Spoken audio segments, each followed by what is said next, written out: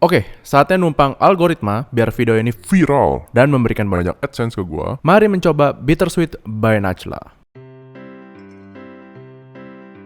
Jadi belakangan, Bittersweet by Najla mulai trending lagi. Bukan karena nuang-nuang banyak coklat lumer-lumer ke dessert boxnya, tapi karena banyak produknya yang menyedihkan bentuk dan atau rasanya. Bahkan ada beberapa yang udah membuat ekosistem fungi ya di dalam dessert boxnya. Jadi let's go, dicobain aja. Semoga nggak dapat surat panggilan dari polisi atau lawyernya. Oke, sebelum dimulai reviewnya, gue cuma mau apresiasi interiornya bagus banget, terutama untuk store yang di Radio Dalam yang gue review ini, karena bentuknya estetik lah buat gue. Next. Nah, di sini gue pesan beberapa menunya. Kita mulai dengan Turkish dessert box. Rasanya sebenarnya sesuai dengan apa yang Anda bayangkan. Jadi dominannya rasanya coklat. Sebenarnya manis, tapi nggak sampai manis banget kayak dibilang orang-orang. Malah cenderung kurang rasa di lidah gua. Dan terus ini ada rasa pahitnya sedikit banget. Cuman yang jadi masalah, ini layer atasnya tebel banget. Sampai setiap kali dimakan, ini pasti nempel ke langit-langit atau nempel ke gigi geraham gua. Dan ini akhirnya ganggu menurut gua. Dan menurut opini gua pribadi, dessert box ini lebih enak kalau pakai essence liquor. Entah pakai rum atau apalah. Cuman kan ini nggak bisa ya, karena kan Bittersweet by Najla ini kayaknya harus ngejar halal. Jadi pada akhirnya ya seperti inilah. Nah, ini gua kasih 7,5 dari 10 aja. Lanjut ke dessert box Choco Cheese Salted Caramel atau CCS. Nah, ini sebenarnya enak sih karena banyak bagian kuenya. Jadi layer-layer kuenya tuh banyak. Jadi nggak berasa makan isian coklat doang yang manis enek, atau isian yang bentuknya whipped cream lah atau segala macamnya. Itu kan gampang banget bikin enek. Dan kejunya ini berasa emang seperti cream cheese yang ada di kue pada umumnya. Terus ada salted caramelnya juga oke berasa, cuman kurang strong menurut gua. Jadi kurang ada hint dari salted caramelnya. Tapi jujur, ini dessert boxnya memang tidak begitu berasa premium. Entah bagaimana, tapi rasanya memang kurang premium aja. Beda sama kalau misalnya kita beli cake dengan rasa yang sama di toko cake yang ya misalnya setara Harvest aja, somehow rasanya lebih premium. Gua nggak tahu ya, mungkin karena bahannya. Ya tapi memang harganya juga beda. Ini kan harganya lebih murah dibandingin yang ada di toko-toko cake tersebut. Jadi ini tetap gua kasih nilainya 8,5 dari 10. Gue cukup puas makan yang dessert box ini. Nah, ketiga, lanjut ke biang kerok yang bikin orang misu-misu di media sosial, yaitu yang varian layer pastry. Di sini gue beli yang Nutella layer sebagaimana direkomendasikan sama kasirnya. Tapi menurut gue ini terlalu manis. Ya karena apa? Karena Nutella itu terlalu manis buat gue. Dan ini Nutellanya banyak dan gak ada isian penyangga. Kayak misalnya ada lapisan kuenya atau lapisan apapun lah yang bisa jadi sponge. Jadi dia gak, rasanya itu cuma isian doang. Tapi ini malah dipadu sama pastry yang disobek-sobek ya. Jadi kan pastry ini tidak menyerap ya. Jadi kayak ya udah, lu makan isian pastry kemudian dicampur aja sama Nutella. Dan ini sobekannya tuh sebenarnya kayak sobekan croissant yang cuman ini kasar ya teksturnya, dan kemudian dicampur juga sama kacang almond. Rasanya jadi pas dimakan itu kayak manis banget.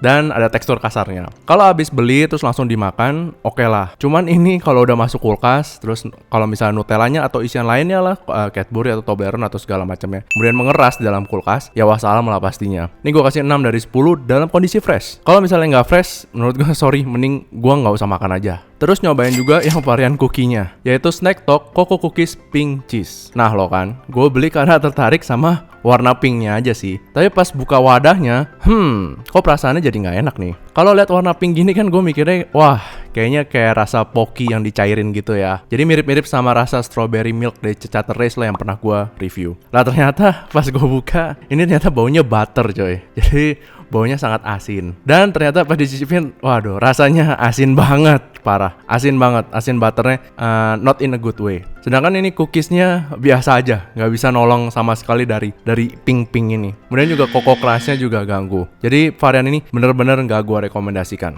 Gue kasih 3 dari 10. Nah, intermezzo dulu, cobain minumannya. Di sini ada gue beli Virgin Mojito. Sayang aja nih polos ya, nggak ada daun mint yang dicemplungin. Cuma rasanya sih emang beneran Virgin Mojito, ya standar lah. 7 dari 10. Lanjut ke Berry Blue Tea. Rasanya lebih ke arah teh leci sebenarnya. Dan ini gulanya sih manis banget. Kayak gulanya tuh kayak gula biang yang cair. Dan ini tuh nggak gampang larut gulanya sama tehnya. Jadi ini ngumpul di bawah. Jadi pas diseruput bagian atasnya nggak ada rasanya. Rasanya teh biasa aja atau yang terlalu berasa air karena esnya sudah mencair. Tapi pas di bawah manis banget. Dan ini gue nggak merasa ada berry sama sekali. Ini kayak teh leci aja yang manis menurut gue.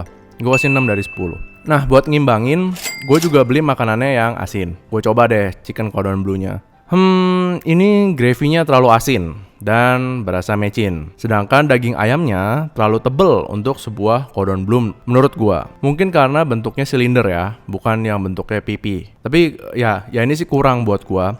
Menurut gue tetap enakan cordon bleu yang platinum. Dan ini sayurnya juga overcook. Cuman ya namanya ayam digoreng ditambahin kentang goreng, ya ujung-ujungnya tetap edible aja. 7 dari 10. Lanjut ke side dish, gue cobain yang chicken potato original. Menurut gue ayamnya ini tepungnya bukan kriuk yang nikmat. Kayak pakai tepung yang rada low grade, serupa dengan tepung yang dipakai buat pangsit gacoan. Nah, agak kebayang kan? Ini rasanya kayak kurang renyah.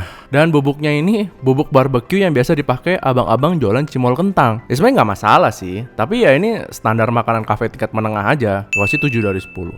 Overall, ya asumsi awal gue benar. Kalau dessert box, ini kan maksudnya kan bahan-bahan dari dessert box ini kan sebenarnya udah bahan yang jadian pabrikan. Kayak misalnya coklatnya, Toblerone, Cadbury, Nutella, atau Lotus, atau segala macamnya. Itu semua kan sebenarnya udah ada standarnya. Nah, masa dicampur-campur aja jadi nggak enak sih? Tapi emang masalahnya ini kan bagi mereka yang beli online, dan kalau misalnya dari berbagai cabang, terutama dari cabang-cabang yang kecil, berarti mungkin ada yang bermasalah di penyimpanan atau pengirimannya yang nggak benar, atau di rantai pasoknya mungkin yang berantakan di antara cabang yang besar ke cabang yang gede. Jadi akhirnya konsumen itu harus gacha, dapat yang expired atau asem atau yang benar. Nah, ini kan jadinya malas juga kan, dimana harganya juga udah lumayan untuk beli sesuatu yang ada di ojek online.